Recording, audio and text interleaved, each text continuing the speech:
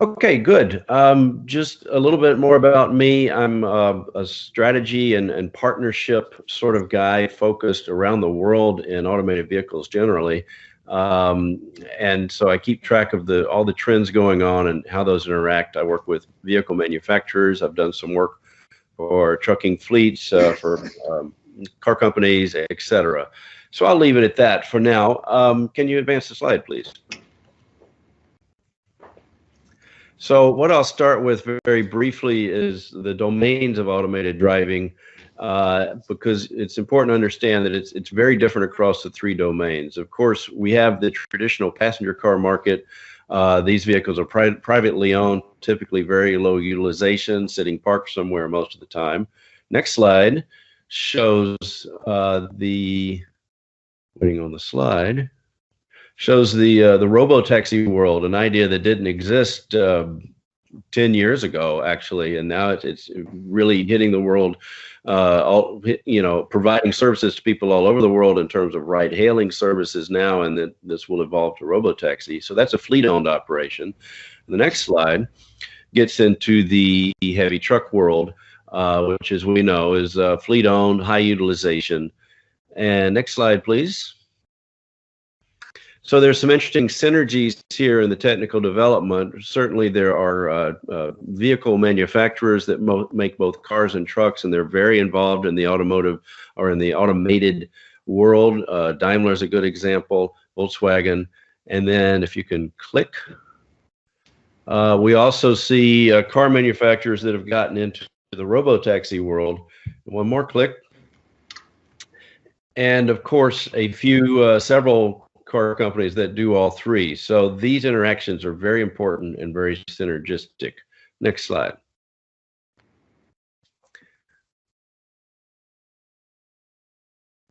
So the point I want to make with that is that automation in general is all about the fleets first rather than the privately owned vehicles.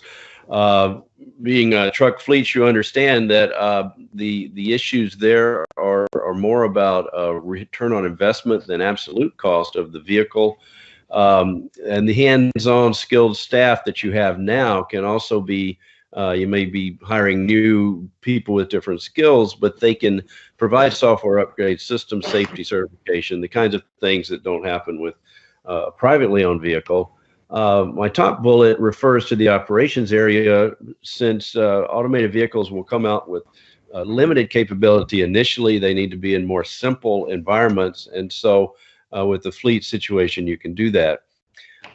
And my bottom bullet gets into the fact that because these vehicle OEMs are in the robo-taxi game for passenger cars, they can use this as an incubator for learning as they get into serious production. There's been various statements from several different leading car OEMs about commercial introduction of robo-taxis between this year and 2023. I think the same is true for truck OEMs. There haven't been any announcements that way. Next slide. Next slide. We'll get into the automated trucks now. I want to talk about two major topics. One is truck platooning, which is low-level automation, and the other being the high-level automation, driverless trucks. So I'll start with truck platooning because it is poised for market introduction in this year in the US. Next. I'll be using several slides from Peloton Technology, which is a startup that's been active in truck platooning since 2012, actually.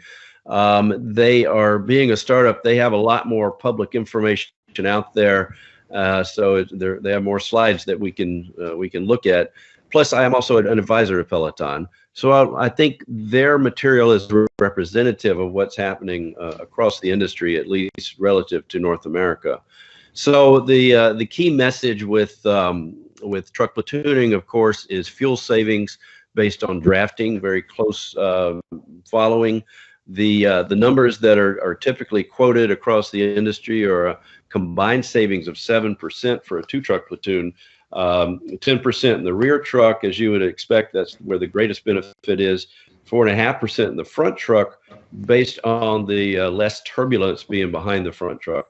These are at U.S. speeds of typically 60 to 65 miles an hour, so 100 kph as a reference point. And I'll talk a little bit. You may be aware that MAN and DB Schenker just released final results of a trial they did in Bavaria. They had somewhat less fuel savings, and I'll talk about that a bit in a few minutes. Next, please.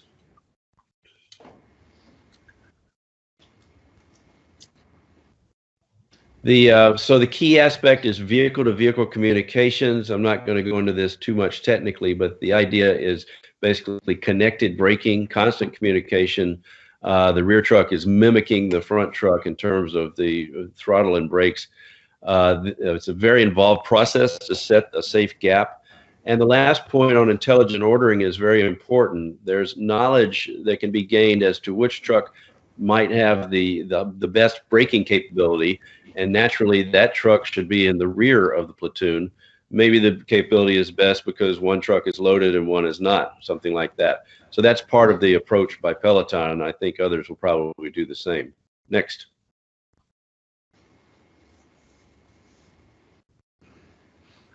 So the first generation of platooning, it gets mixed up in the media quite a bit. So I want to emphasize this is not a driverless operation at all. It's about two drivers, one in each truck. The initial deployment will be limited to two trucks. It's not a technical limitation. It just makes sense to not challenge the regulators too much and the public with this idea. Let's start with two trucks, and there's significant benefits at that level. So the leader truck driver drives normally. They may or may not use adaptive cruise control. It's up to them. And forward collision avoidance and mitigation is always on. That's basically the term used in the US for automatic emergency braking. This is not required on trucks in the US the way it is in Europe. So it's important to emphasize this, at least for the US market. The follower driver is still very much in the game. They are steering the truck and adjusting the road conditions in real time, maybe cut-ins, traffic conditions. So what is automated is the longitudinal control, the throttle and brakes, and the forward collision avoidance system is on. Next, please. So first generation platooning, click please. Can be thought of as driver enhanced rather than driverless. That's the pitch from the vendors as well, but we did see that in the MAN trial. Peloton has seen that in their commercial testing. The drivers like that feeling of teamwork. Next, please. One reason the drivers feel that teamwork is they're in direct radio contact using that vehicle-to-vehicle communications link. They can coordinate on lane changes, or the rear driver can alert the front driver a vehicle's coming up fast behind or something like that. Next, please.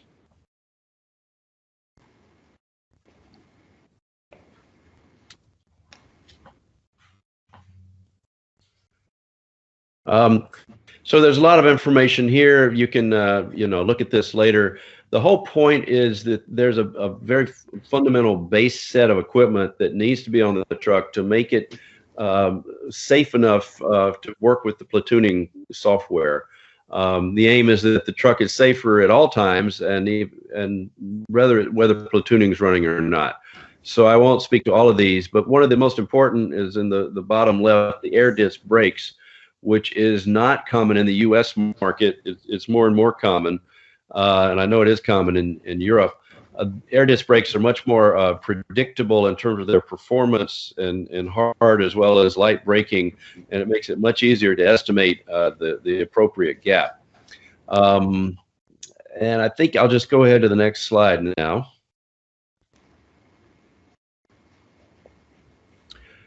Which I believe is about the cloud communications, the cloud link. Yeah, here we go. Peloton and others are talking about this, has the idea of a network operations cloud. Of course, trucks are linked to some kind of cloud now for fleet management purposes. Vehco is involved in this. So for platooning specifically, there will be several aspects. The trucks on the road are only allowed to platoon on limited access divided highways. So that's a geofencing process, and this NOC provides permission at any given time. It knows what kind of road the trucks are on, and it will either extend permission or withdraw permission based on that. So there's an enabling of the option to platoon by the NOC. Then the drivers decide whether to actually start platooning based on how they're observing the road. Maybe the traffic's thick or raining hard or something like that. There's also enabling based on known weather conditions, construction zones, etc. The cloud, of course, is monitoring all the vehicle data and the sensors. When it comes on the right side, of course, the cloud is aware of all trucks with equipped platooning and can help vehicles find each other. It can also provide that intelligent ordering of the two trucks, telling which truck should be in front. So there's a variety of cases there that work in this tethered sense to the trucks. Next slide, please.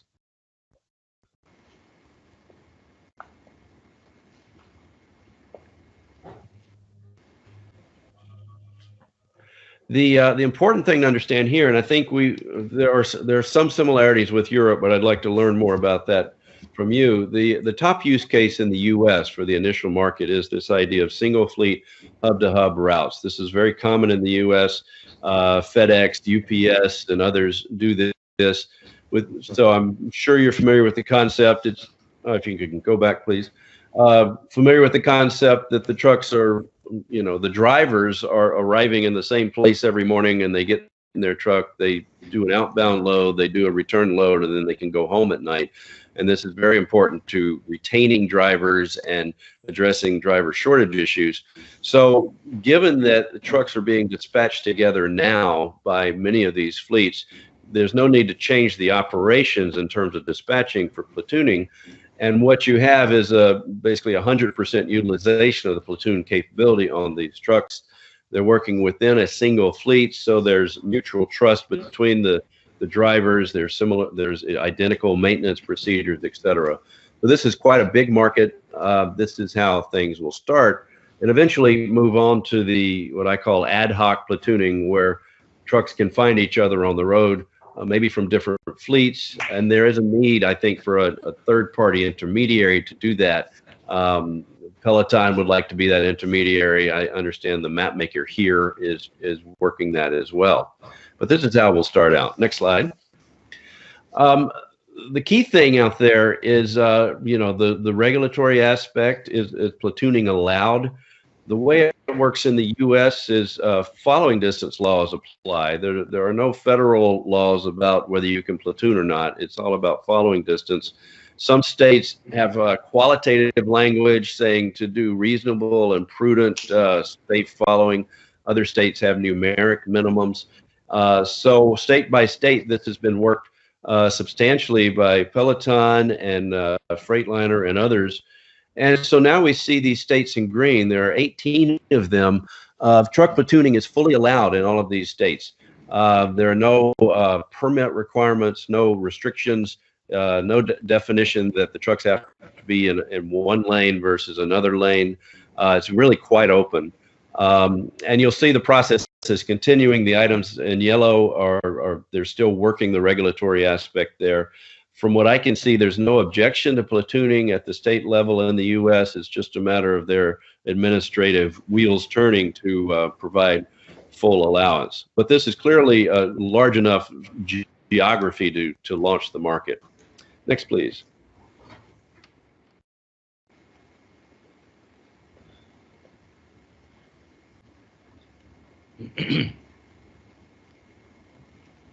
I'm waiting on this end. Sorry, it takes some time. Yeah, no problem. We see the Peloton safety report now. Oh yeah, there it is. I just want to let you know, alert you to this link. Peloton, as I said, they put out more information than most anybody else, and they recently released this safety report that's on their website that goes into quite a bit of detail as to how they are implementing all these basic factors. Next slide.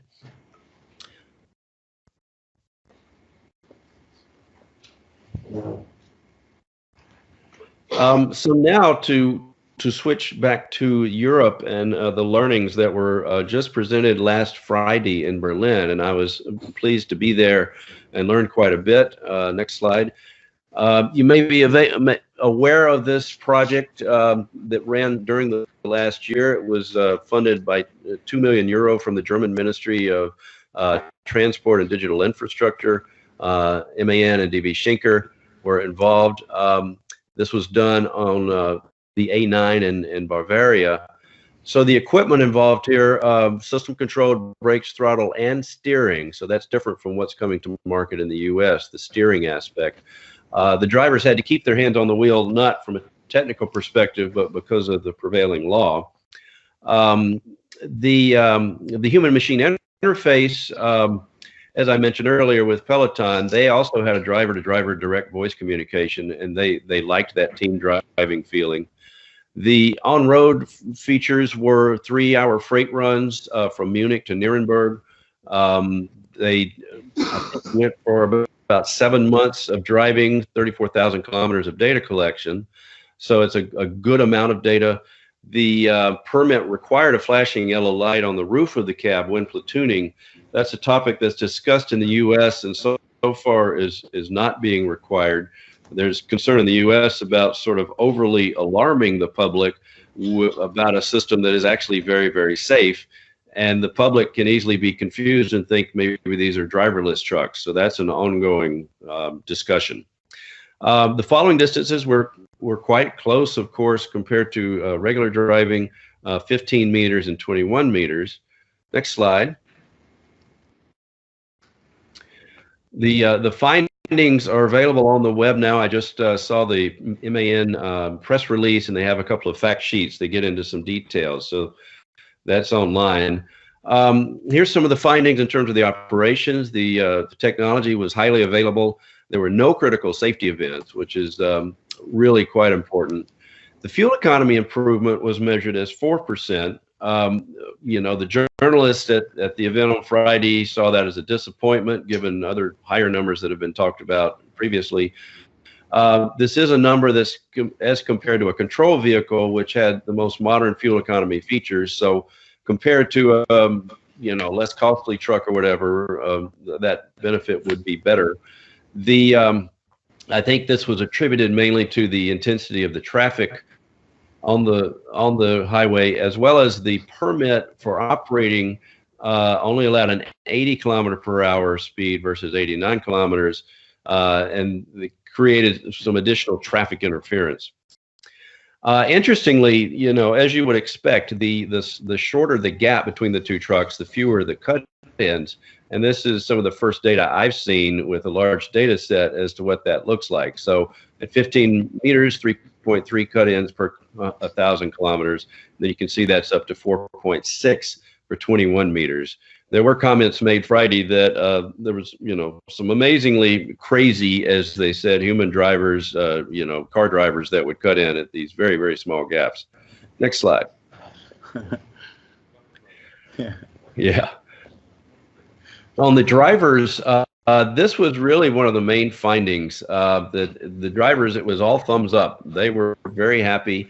They were initially very skeptical, and before the field test actually started, there was a pre-testing phase, a familiarization phase, and the drivers went from skeptical to very favorable on the system.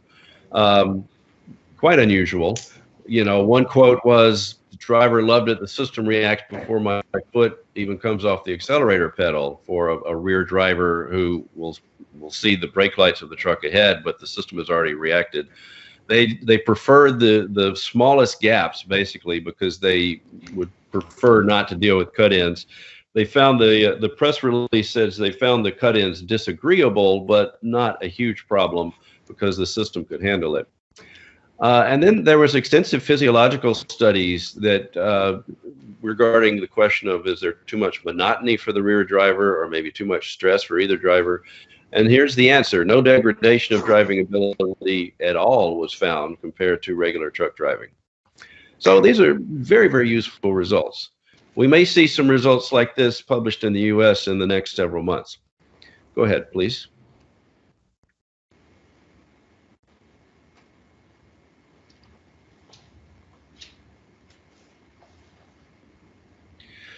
So just a few quotes that I think are interesting from a DB Schenker perspective.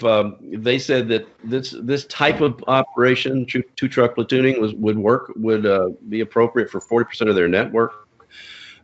Clearly, multi-brand operations are important. That's, as I understand it, due to the nature of trucking in Europe, where there's more mixed brands in the fleets. In the U.S., that's not as much of an issue. The trucking industry is comfortable with single brand operations initially because they have very, very large numbers of individual brands in the large fleets. That David Schenker gentleman also had some interesting comments saying that they can see it as the world in which the government approves specific highways for platooning, and that's a way to start market use on the real roads. That maybe on a toll road there could be lower tolls for truck platooning because they're taking up less space on the road. And even during within fleet platooning, counting the work time differently, the driver hours differently for the rear driver, so that at some point the two trucks could switch their order and the rear driver becomes the front driver, and maybe you get more utilization that way. In the U.S., doing those kinds of regulatory changes would take many years, but I think it is worth talking about.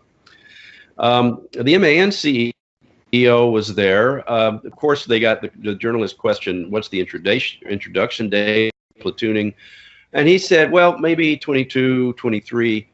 But also I would note that from what I could tell, MAN has not made any definitive statement that they do plan to introduce this level of capability. The discussion I generally hear is that because the fuel economy is a little bit more difficult to achieve, the fuel economy benefits, more difficult to achieve in Europe, that the business case really needs to extend all the way to the idea of driverless trucks following a human-driven truck in platooning. And of course, that's many years to move towards what's called level 4 driving. But it's I hear that from several OEMs, something we can talk about a little bit later. Next chart.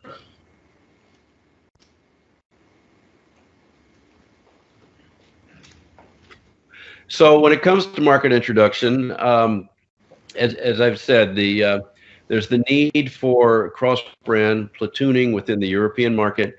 It is challenged. That market is challenging due to the traffic intensity. So as I just said, the OEMs, while they are trialing the low automation platooning, product development appears to be focusing on high automation, follow the leader, driverless trucks. The U.S. is really completely the opposite. There's strong customer demand for this level 1 platooning with both drivers very much involved in the driving, steering included. Only the longitudinal control is automated. That business case is very solid. Typically would be available via new truck purchases, either equipped in the factory or equipped as a factory upfit. Peloton is working with most of the major OEMs in Europe to provide this and the necessary integration with the braking system. There's very, very deep integration with the Bendix system and the other systems there. So it's sort of full steam ahead in the U.S. Next slide. So now I'm going to switch to this next click, please. The other idea that's out there, automated freight mobility as a service, basically using driverless trucks. In the U.S., this is not discussed as platooning of trucks, it's just individual trucks. Next chart. There is a lot going on in this space, an immense amount of activity. As you can see from all these logos, so at the bottom, you see Volvo Trucks and Daimler Trucks. They have been sort of most forward and into this space. Daimler Truck announced earlier this year that they would invest $500 million in developing driverless. Tesla talks about obviously their electric truck, semi-truck, but they also talk about adding autopilot to that. So those are more or less established players. And then we have all these companies you see up above. Waymo is developing robo-taxis for the passenger world, but also developing driverless trucks. Starsky Robotics is actually unique in bringing a remotely controlled truck to the market. That's a very controversial thing, but they're out there. And I won't go through all of these other logos, but you see there's a lot of activity. Venture investment is funding these guys. As of this time last year, the only ones active were Waymo, Embark, and Too Simple.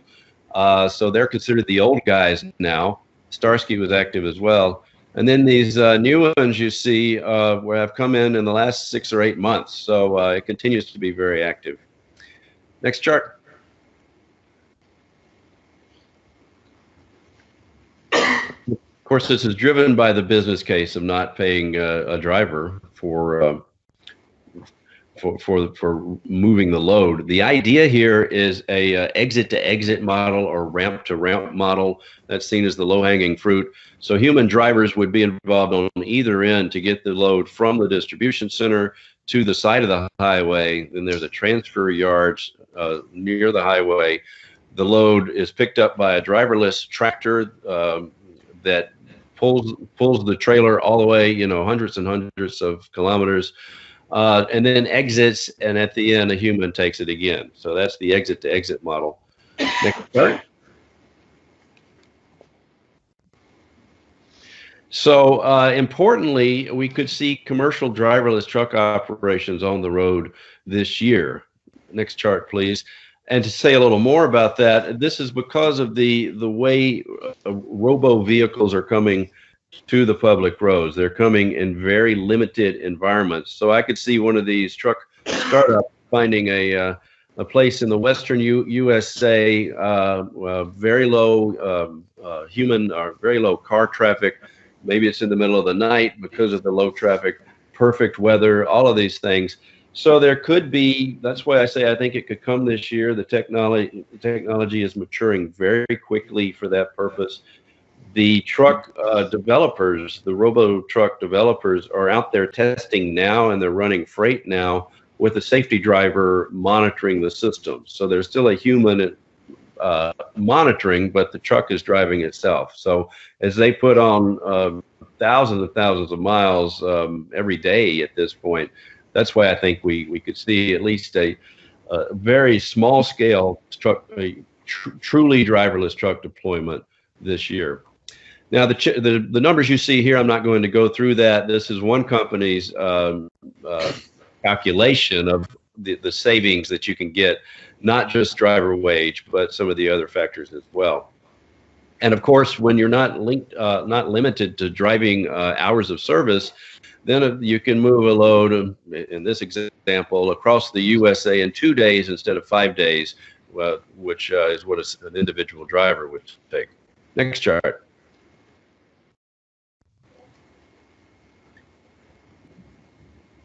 Do you want me to start the video? Yeah, let me introduce it real quickly. And I don't know if there's sound or not. This is a long video that covers a lot of miles by the company Too Simple. They have something like several dozen trucks on the road now in testing. Very, very active. I do see them as one of the leaders. And they have uniquely moved beyond the ramp-to-ramp idea to the dock-to-dock idea. So they are uniquely showing capability on the street as well as entering the highway. So Johan, go ahead and start it. And I think just, for less than a minute, just click around. You can get a sense for this and look at it later.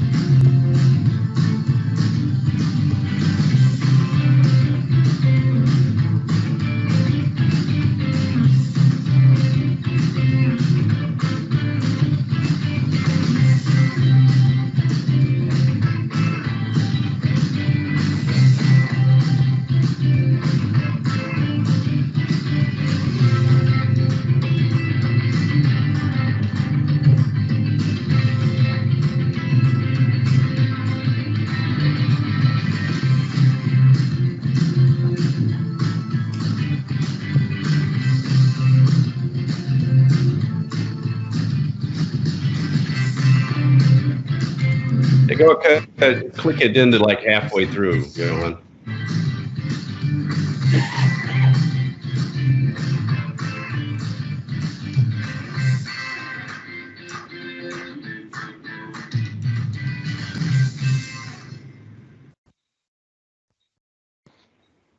Okay. And the next one, don't play it quite yet, but this might be a little hard to understand, and you may need to watch it 2 or 3 times. But the idea is to show the far long-range sensing that's done with the cameras, and then when they get closer, they hand off to the LiDAR to understand a situation better. And the situation is simple, that the truck is moving in the right lane, and it detects quite some distance ahead, maybe 200 meters ahead, that there's a broken down vehicle on the shoulder, the breakdown lane. So for safety measure, the truck desires to move to the left lane in order to just create some space. And so it shows how it detects that far out. The timing is such that the truck has plenty of time to move over gracefully and then execute the process. You will hear some voice here. I'm not sure if it's very clear, but go ahead and play this. It's pretty short.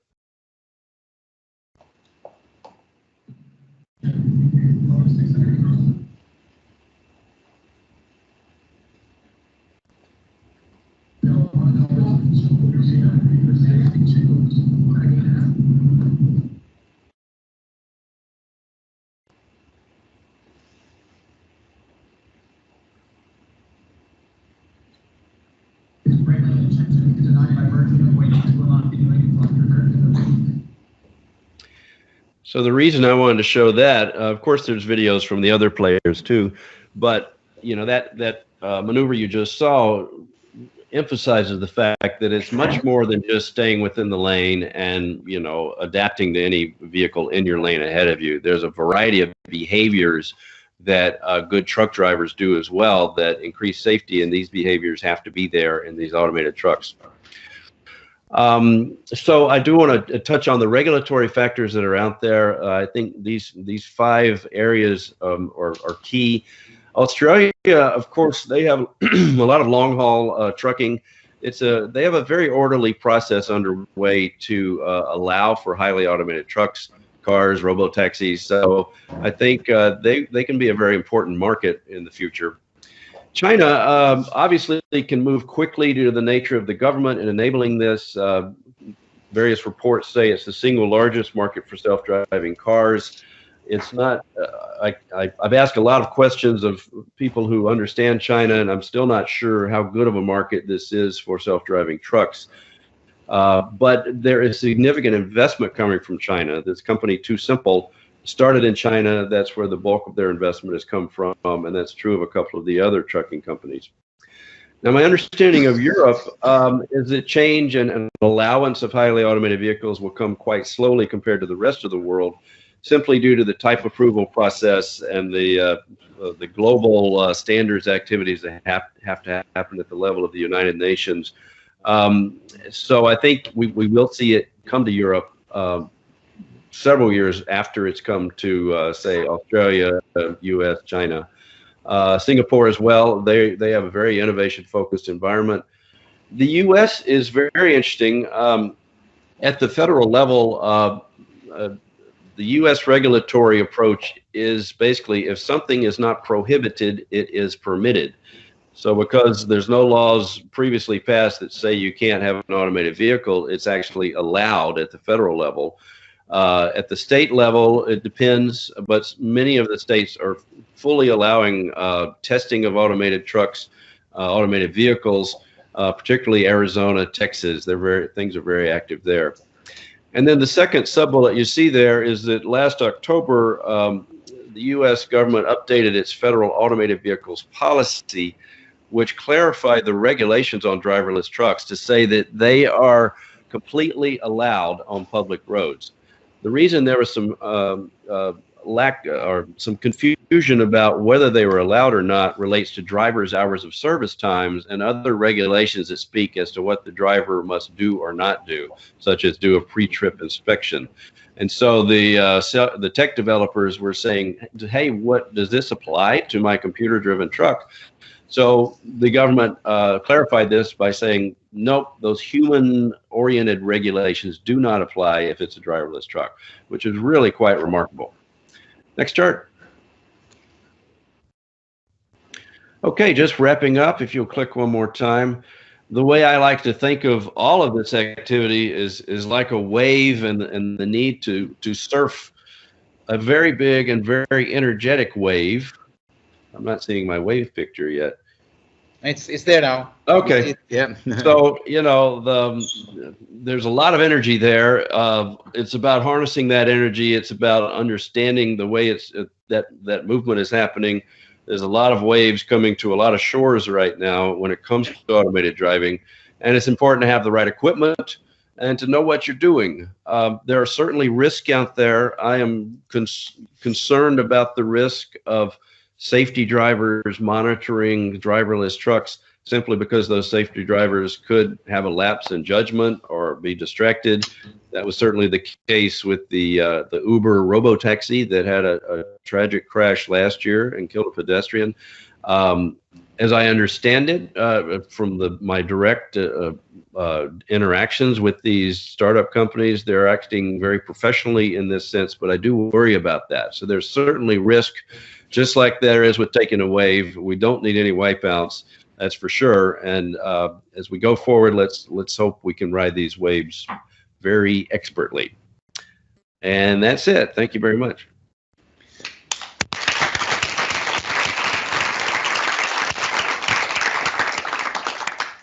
This was definitely very interesting, I think, and I'm speaking both from my side and also from the audience here. So I actually have quite many questions, but we don't have too much of time. But I'll see in the audience if we have any questions that you'd like to raise. We can leave for a few minutes and see if anyone wants to pop anything from it. I think it was interesting to hear that it's so soon. It's coming up quite soon in many areas, and as I mentioned, both in the US and in other markets. I'm a little bit scared to see that Europe is behind and will be behind, so I guess that will have some impacts. Just one thing that could be interesting to just discuss before we finalize here is the typical trucking company, the impact of that. And I understand the trucking companies are different, but if you think about a normal sized, let's say 50 fleet of 50 trucks or so, and when these driverless trucks are arriving and the business model around it, what do you think would be kind of impacts in the next coming 10 years maybe? Yeah, I think we could see some significant change there, and I'm tracking this very closely.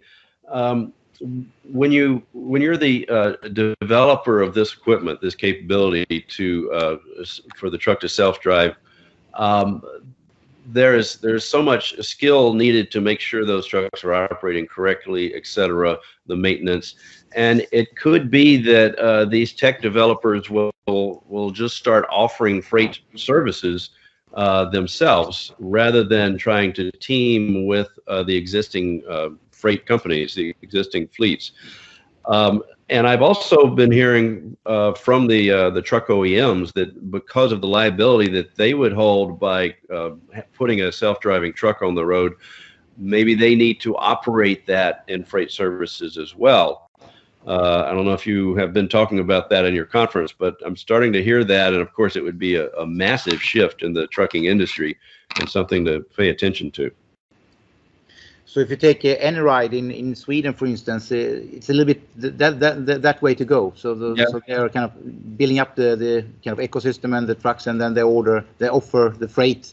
They don't sell it to another freight company. That's what you mean? Right. Yeah. And I think early on for the startups, they'll have to operate that way because they need to prove themselves before a typical fleet would trust the technology. So at least that'll be happening early on. Okay. So final question from my side. Let's say the key challenges here for going forward. Is it from a technical point of view, or is it more the regulatory side, or what do you think are the key challenges? I think it's technical because the need is to get to that level of validity of being able to trust the system, and that takes a huge amount of testing, and there are unknowns there. Even though the test protocols, the test methodologies have become very mature over the last 5 years because of the overall automated vehicle market, robotaxi, etc. I think, at least in the U.S., the regulators are going to allow for self-certification, so it seems pretty open there. I don't see huge challenges other than doing the testing right. Okay. So finally, what would be your recommendation to a Nordic freight company who is wanting a good future and who can see this new technology approaching? Yeah, I think, my second aspect of the trucking was the driverless trucks, which tends to capture all the discussion. But I think truck platooning at a low level of automation is I would recommend this to any Nordic fleet or others. I think it can be very valid, but I'm also seeking to learn more about this. Davey Schenker said it would be great on a large portion of their freight runs. And so we may have a situation where the truck OEMs aren't seeing the market at a global level or whatever, whereas there's a base of customers at the fleet level. And so make your voice heard if you think this is applicable to your operations. Okay, anyone else have any question? It was a great pleasure to hear this presentation. I'm really proud that we could set it up and that you can participate. So a big applause to Richard, and thank you so much. I'm sorry you may not see the video here, but we have a conference room with about 50, 60 people listening. So it was really great, and thank you so much. I would let me just say, actually, based on my last point, if you do see that truck platooning is promising for your operations, I would greatly appreciate you dropping me an email, letting me know that, and opening a little dialogue. But great to talk to you guys, and hope to be involved maybe next year. Okay, thank you. We're looking forward to that. See you. Bye-bye. Bye.